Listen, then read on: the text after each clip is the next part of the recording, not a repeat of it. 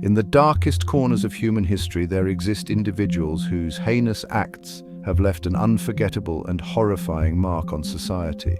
From the foggy streets of Victorian London to the bustling cities of modern America, their reigns of terror have instilled fear and fascination in equal measure. This list explores the chilling tales of 10 such predators whose gruesome deeds and twisted minds have earned them a place in the annals of infamy. We're going to stare into the abyss together, but be warned, and sometimes the abyss stares back. The year is 1888, a time when London was a city of stark contrasts.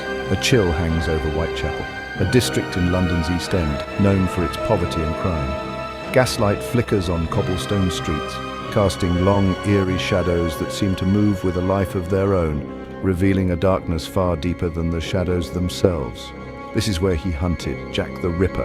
His victims, women who were often overlooked by society, destitute, forgotten women working the streets to survive, became his prey. He didn't just kill them, he dissected them with a chilling precision. With a surgeon's precision, he laid bare their bodies, transforming them into grotesque displays. The Ripper's calling card. Fear gripped the city, spreading like wildfire. Whispers of the Ripper echoed in every dark alley, every dimly lit pub. The police were baffled, unable to catch the elusive killer. Each gruesome discovery only deepened the mystery, adding to the growing sense of dread. Jack the Ripper vanished into the fog as quickly as he arrived, leaving behind a legacy of terror and unanswered questions, the ultimate ghost story haunting London to this day. He could be anyone's son, anyone's friend. That was Ted Bundy's most terrifying weapon. His mask of normalcy hid a depraved predator. He lured them in with his boyish charm, his disarming smile. The young women, drawn to his charisma, never suspected the darkness that lurked beneath the surface. He preyed on their trust, their vulnerability, a broken arm, a plea for help, all part of the facade. Then the mask would slip, the charmer transformed into a monster. Ted Bundy, the embodiment of evil hiding in plain sight. Can you imagine the face of true evil? What if it looked back at you with vacant eyes, a ghost of a smile playing on its lips? That was Jeffrey Dahmer. He didn't just kill, he consumed. His victims, young men, lured to his apartment with promises of companionship, found themselves trapped in a nightmare. Dahmer's desires went beyond the act of killing. He sought to possess, to control, even after death. The apartment, a reeking tomb, became a macabre workshop. Body parts stored in jars, bones kept as souvenirs. The smell of decay, a constant reminder of the horrors that unfolded within those walls. Dahmer's crimes shocked a nation, exposed a darkness that defied comprehension. Cannibalism, necrophilia. How could someone like him exist? Chapter 4. John Wayne Gacy, the killer clown, the face of a clown, a symbol of joy, of laughter, twisted into a grotesque mask of evil. John Wayne Gacy. He didn't just take lives, he stole childhoods. He was a pillar of the community, a friendly face at charity events, entertaining children as Pogo the Clown. But beneath the makeup, a monster lurked, a predator who sought out young boys, luring them with promises of work, of adventure. His home, a place meant for family, became a tomb. 33 victims, 33 families left shattered, forever haunted by the nightmare Gacy created. John Wayne Gacy, the killer clown. Chapter 5. The Zodiac Killer, Cipher of Terror, Northern California, the late 1960s. A picturesque setting where the American dream seemed alive and well, a time of peace and love where the youth embraced freedom and harmony. But this idyllic period was soon shattered by a shadow, the Zodiac Killer. He didn't just crave death, he craved recognition, a sinister figure lurking in the dark, seeking infamy. He wanted to play a game, a deadly game where the stakes were life and death. Young couples parked on Lover's Lane became his targets. Innocent moments turned into nightmares. Gunshots shatter in the night, leaving behind a trail of blood and unanswered questions. The silence of the night broken by terror. But it was the letters that truly terrified. Messages from the abyss, sent to newspapers filled with cryptic messages, boasts of his crimes and threats of more to come. Each letter a puzzle, a taunt, each one a taunting riddle, a challenge to the authorities, a game of cat and mouse. He signed them all with the same chilling symbol, a crossed circle, a mark of his twisted identity.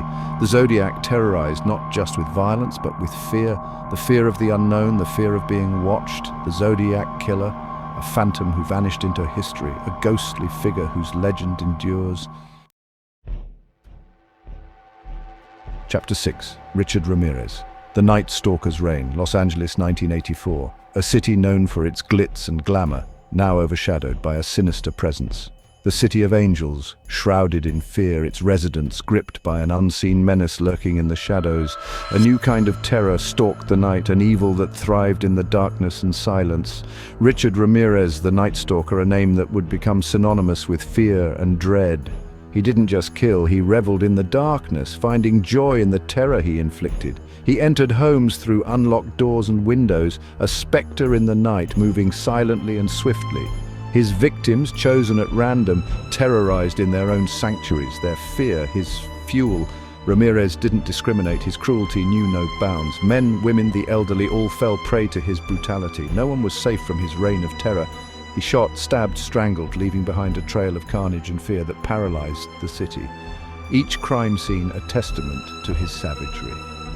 Ramirez's reign of terror ended in a blaze of infamy, his face plastered across newspapers, his name etched in infamy.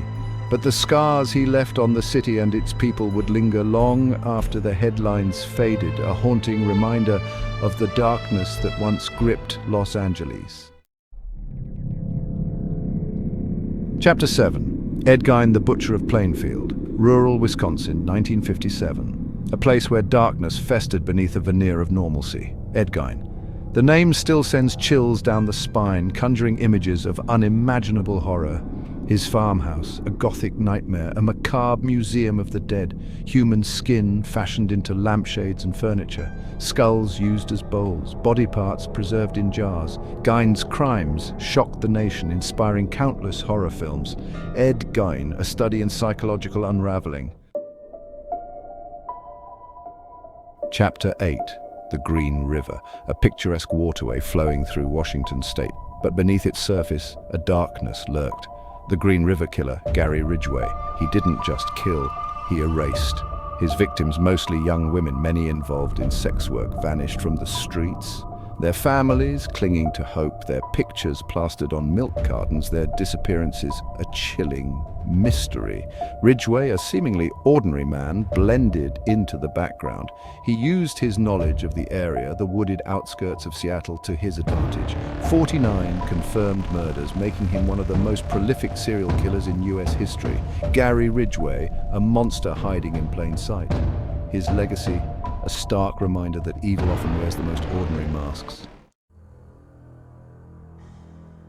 Chapter 9. Wichita, Kansas. A city cloaked in fear. A shadow had fallen, a predator stalking its streets. Dennis Rader, the BTK killer. He didn't just kill, he reveled in the torment. His calling card, the chilling acronym BTK, bind, torture, kill. A chillingly methodical approach to his crimes, each one meticulously planned, executed with chilling precision. Rader's victims, entire families, bound, tortured and murdered in their own homes. Their terror, his pleasure. The BTK killer, finally unmasked, a chilling reminder that evil can lurk in the most unexpected places. Dennis Rader. Chapter 10. We've delved into the darkest corners of the human psyche, explored the lives and crimes of 10 individuals who've chilled us to our core. But what have we learned? Jack the Ripper, Ted Bundy, Jeffrey Dahmer, John Wayne Gacy, the Zodiac. These names are more than just headlines. They are a stark reminder that evil is not a monster lurking in the shadows. It's a potential that resides within us all. These killers reflect the darkest aspects of humanity. They force us to confront the uncomfortable truth that the line between good and evil is often blurred. The realization that the world is not black and white, but a spectrum of grey. And sometimes, even in the most ordinary-looking individuals, a monster can reside. Outro. We look for reasons, for patterns, for some thread of understanding. We want to believe that there's a formula, a profile that will help us identify these predators before they strike. But the truth is, evil is far more insidious. It doesn't always announce itself with a roar, sometimes it whispers. These individuals, these monsters, they walked among us, seemingly ordinary. We've spent this time together staring into the abyss, hoping to understand the darkness within. But remember, the abyss, it stares back as